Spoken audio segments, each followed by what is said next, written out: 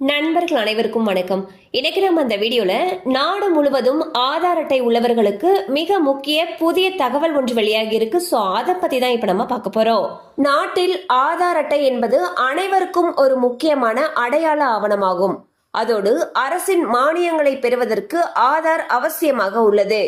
அதன் அடிப்படையில் தற்பொழுது ஆதார் ஃபேஸ் ஆர்டி என்ற முக அங்கீகார சேவையை அரசு அறிவித்துள்ளது. அதாவது ஆதார் ஃபேஸ் ஆர்டி என்பது ஒரு நபரின் லைவ் முகப்படத்தை ஆதார் தளத்தில் பதிவு செய்யப்படும்.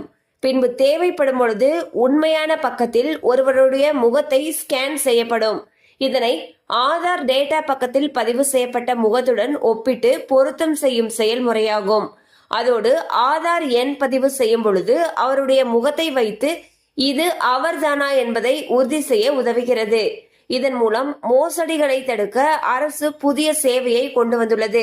சோ பாத்தீங்கன்னா இதுக்கு முன்னாடி ஒரு தனி நபரை அடையாளம் காண்றதுக்கு ஆதார்ல இருக்கக்கூடிய நம்மளுடைய கைரேகை ஸ்கேன் அல்லது நம்மளுடைய கருவிழி ஸ்கேனை வச்சு இது அந்த நபர் தானா அப்படிங்கறத அடையாளம் காணப்படும்.